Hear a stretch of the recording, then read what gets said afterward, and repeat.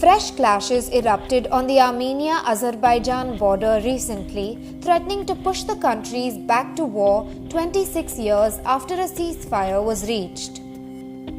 Dozens have been killed so far. The conflict between the two former Soviet republics has wider geopolitical implications as Turkey, which shares a border with Armenia, is backing Azerbaijan, while Russia, which has good ties with both countries, has called for a ceasefire.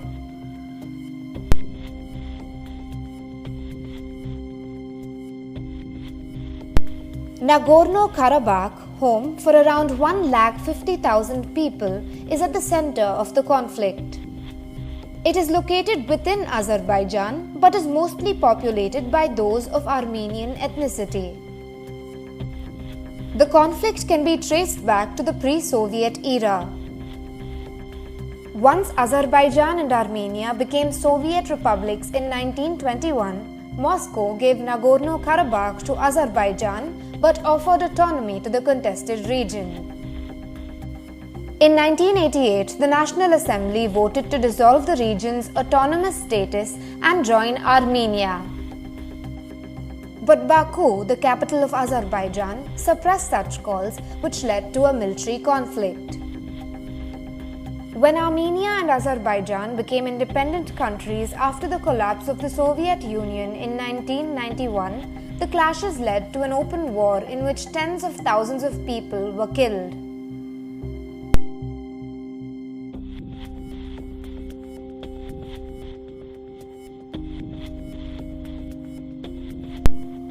The war lasted till 1994 when both sides reached a ceasefire, but they are yet to sign a peace treaty and the border is not clearly demarcated. By that time, Armenia had taken control of Nagorno-Karabakh and handed it to Armenian rebels.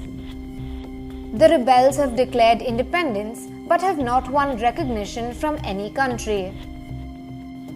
The region is still treated as a part of Azerbaijan by the international community and Baku wants to take it back.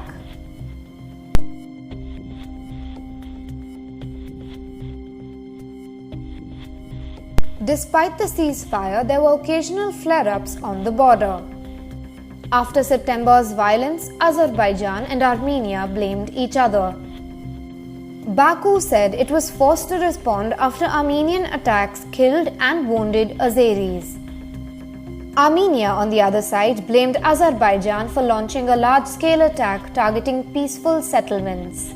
Nagorno-Karabakh authorities have claimed that dozens were killed in the region in the Azeri attack.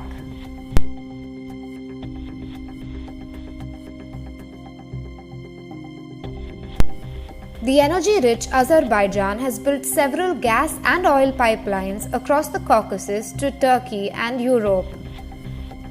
Caucasus is the region between the Black Sea and the Caspian Sea.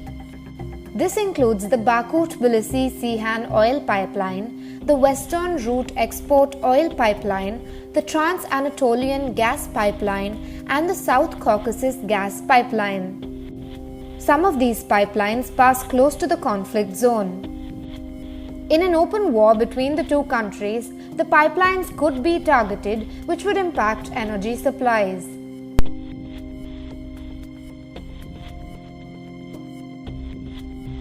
Turkey has historically supported Azerbaijan and has had a troublesome relationship with Armenia.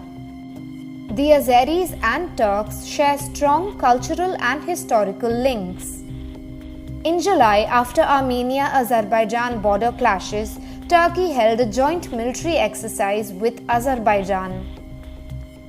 On September 28, Turkey's president blamed Armenia for the most recent clashes and offered support to Azerbaijan.